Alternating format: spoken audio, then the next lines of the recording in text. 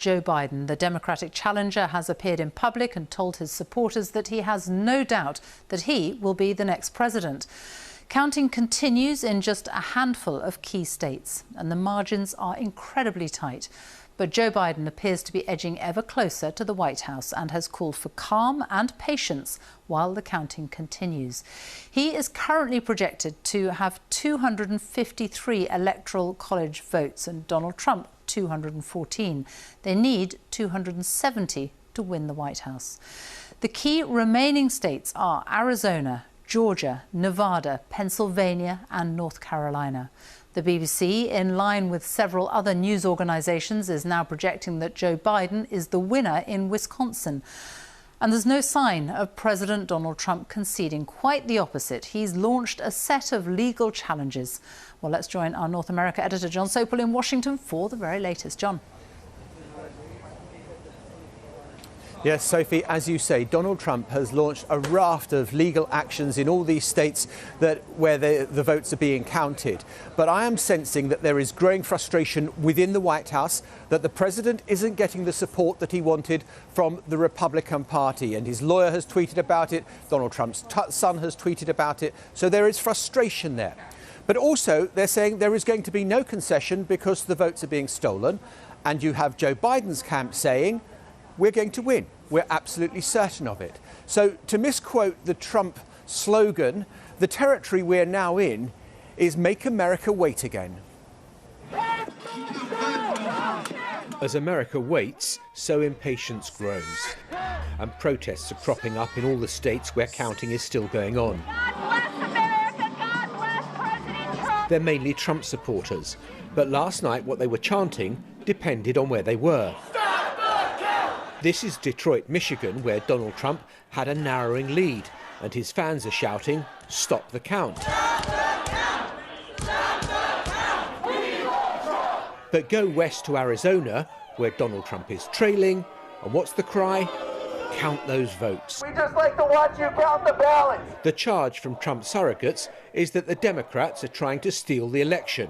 We are filing this federal lawsuit to protect legal voters. It is unacceptable in this country to have illegal votes counted. You guys just made the claim. No. After this news conference, Rick Grenell, Donald Trump's former director of national intelligence, was chased by a reporter to explain what the fraud is. Where's the evidence of the fraud? You haven't presented any evidence of fraud. As things stand, we're waiting for counting to finish in Arizona, Nevada, where Joe Biden holds narrow leads, and in Pennsylvania, in the northeast, and Georgia in the south, where the president is just about ahead. In Georgia, we had this update on the pressures facing the counting staff. Fast is great, and we appreciate fast. We more appreciate accuracy. Accuracy is going to be the bedrock upon which people will believe the outcomes of these elections, be they on the winning side or the losing side.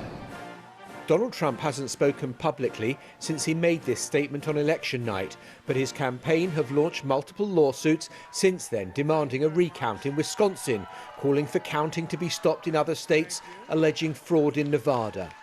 And he's tweeted this: all of the recent Biden-claimed states will be legally challenged by us for voter fraud and state election fraud. Plenty of proof. Just check out the media. We will win. America first. The tweet has been flagged by Twitter for being misleading.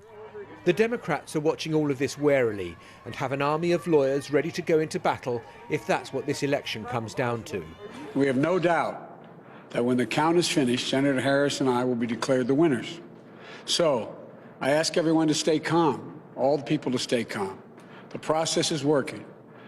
The count is being completed, and we'll know very soon. Neither side is giving an inch.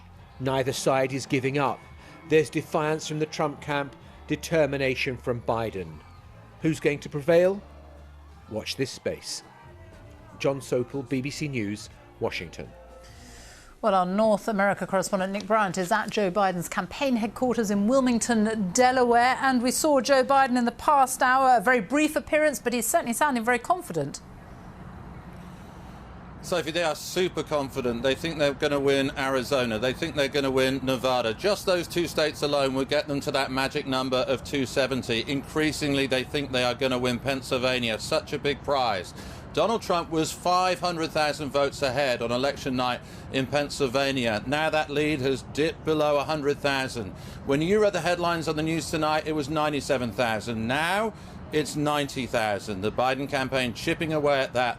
They know there are still votes to be counted in places like Philadelphia. Philadelphia, of course, a Democratic stronghold. They're pretty confident as well of what is happening right now in Georgia. They're happy on multiple fronts. Legally, some of those legal challenges from the Trump campaign have been rejected by courts in Georgia and Michigan. The Trump campaign has called for a recount in Wisconsin, but they've got a 20,000 lead in Wisconsin, and recounts generally only shift about a couple of hundred votes.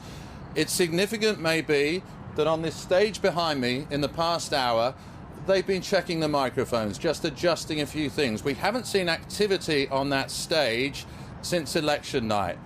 Maybe they're preparing for a victory party. Nick Brown, thank you. Well, it certainly has been one of the most divisive US elections anyone can remember. Our correspondent Aleem Maqbool has been speaking to people in Wisconsin, one of the most fiercely contested states, to find out how the bitter battle has affected the public mood there. She's really healthy. Even in quaint suburban America right now, in these fractious times, it's them and us. But there are those trying to come together.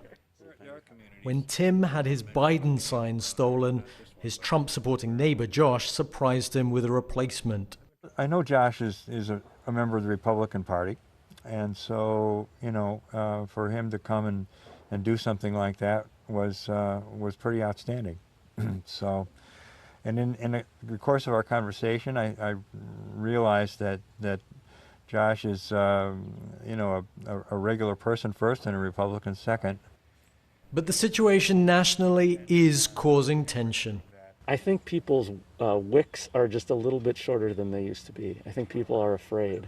They're afraid of what the economy looks like. They're afraid of the unknown.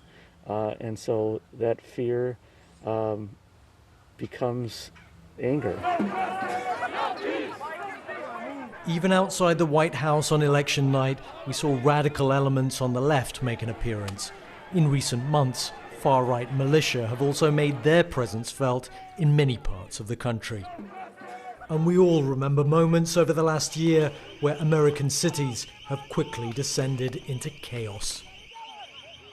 Anti-fascist activist Vaughn Mays has been arrested several times for alleged violence, but now predicts trouble from the other side.